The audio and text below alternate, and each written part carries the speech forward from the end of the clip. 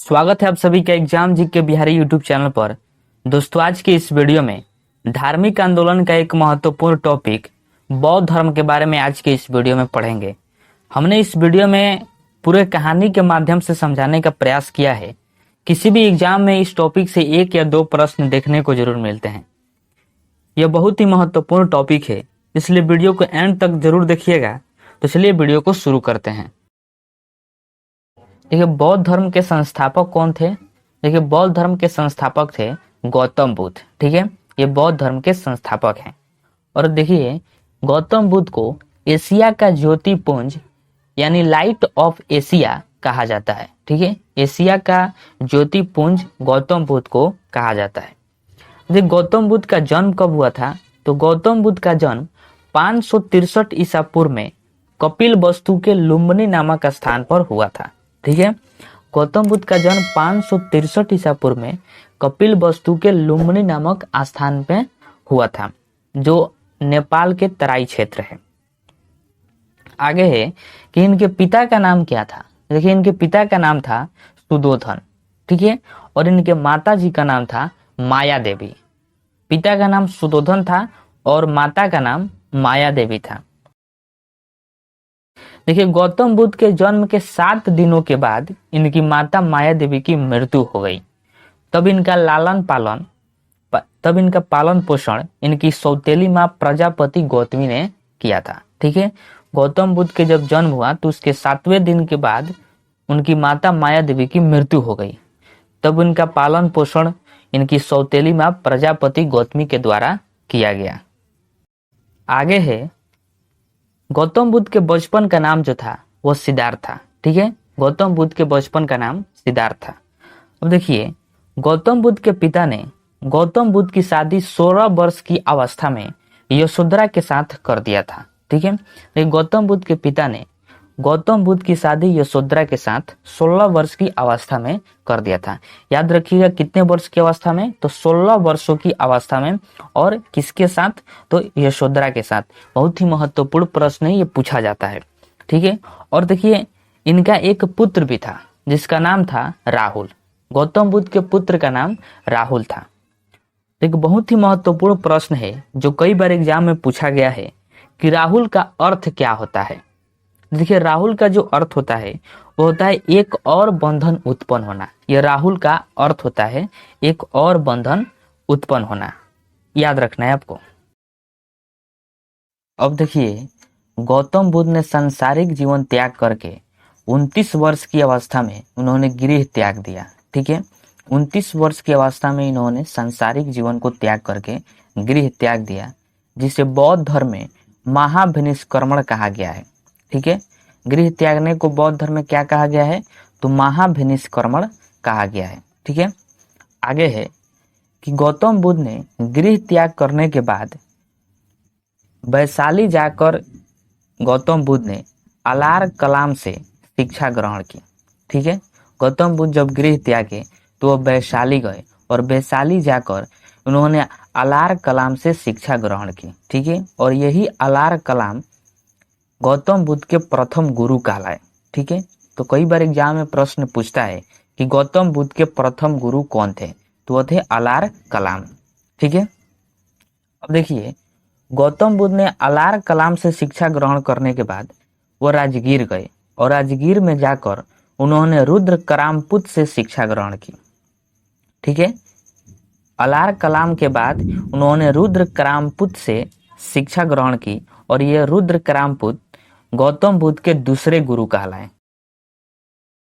गौतम बुद्ध जब शिक्षा ग्रहण किए तब जाकर बुद्ध को 6 वर्ष की कठिन तपस्या के बाद 35 वर्ष की आयु में बैसाख की पूर्णिमा की रात और निरंजना नदी के किनारे, जिसे वर्तमान में फाल्गु नदी के नाम से जाना जाता है, और पीपल वृक्ष के नीचे बुद्ध को ज्ञान की प्राप्ति हुई। ठीक है, याद रखिएगा कि 6 वर्ष इन्होंने कठिन तपस्या किया था और 35 वर्ष की आयु में इनको ज्ञान की प्राप्ति हुई थी। बैसाख की पूर्णिमा की रात निरंजना नदी के किनारे यानी फाल्गु नदी के किनारे और पीपल वृक्ष के नीचे इनको ज्ञान की प्राप्ति हुई।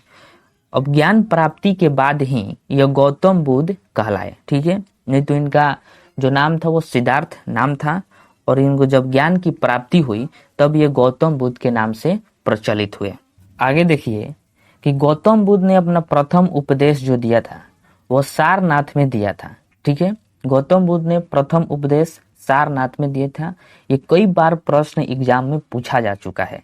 ठीक है, और बौद्ध धर्म में इसे धर्म चक्र प्रवर्तन कहा गया है। ठीक है, प्रथम उपदेश गौतम बुद्ध ने सारनाथ में दिया था जिसे धर्म चक्र प्रवर्तन कहा गया है बौद्ध धर्म में। ठीक है, बुद्ध ने अपना उपदेश जो दिया था वो किस भाषा में दिया था? तो पाली भाषा में। ठीक है, बुद्ध अपना उपदेश देते थे तो वह पाली भाषा में देते थे।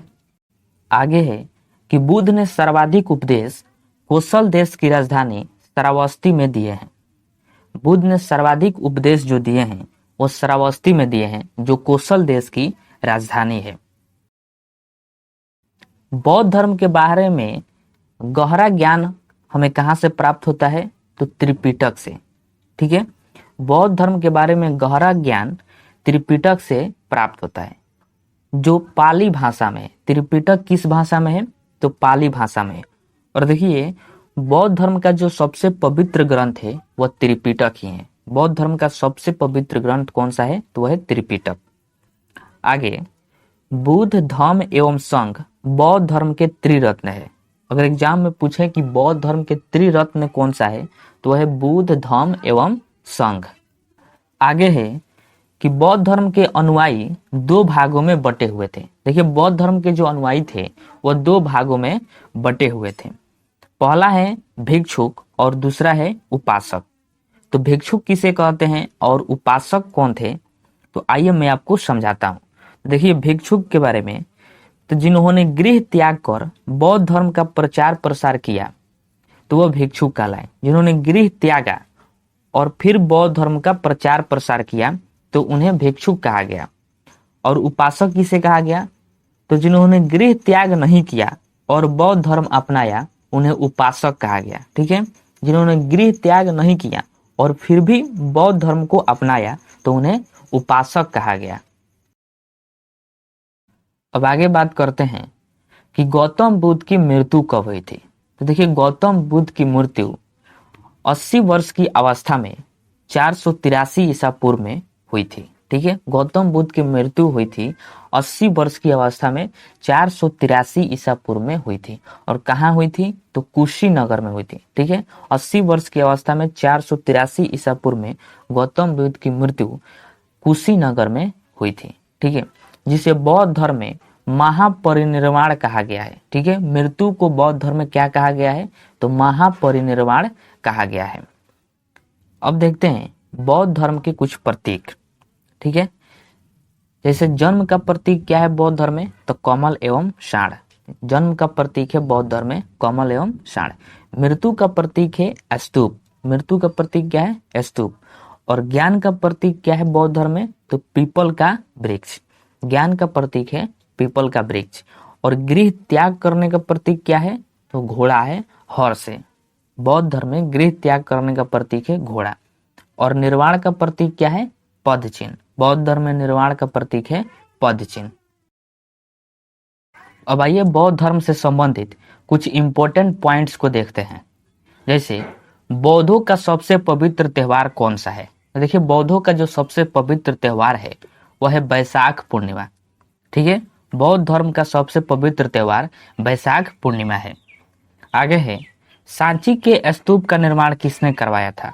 देखिए सांची के स्तूप का निर्माण अशोक ने करवाया था। बुद्ध का समकालीन कौन था? बुद्ध का समकालीन कॉन्फ्यूशियस था। बुद्ध का समकालीन था कॉन्फ्यूशियस। बौद्ध धर्म को अपनाने वाली प्रथम महिला कौन थी? देखिए बौद्ध धर्म को अपनाने वाली जो प्रथम महिला थी वो प्रजापति गौतमी थी, जो बुद्ध की सौतेली माँ थी। ये गौतम बुद्ध की सौतेली माँ थी। आगे है कि चतुर्थ बौद्ध सम्मेलन किसके शासन काल में हुआ था? तो देखिए चतुर्थ बौद्ध सम्मेलन जो हुआ था वह कनिष्क के शासन काल में हुआ था। अगर वीडियो पसंद आई तो वीडियो को लाइक, चैनल को सब्सक्राइब जरूर करें ताकि जब भी मैं वीडियो डालूं तो आप वीडियो को आसानी से देख सकें। और वीडियो कैसी लगी कमेंट करके जरूर बताएं।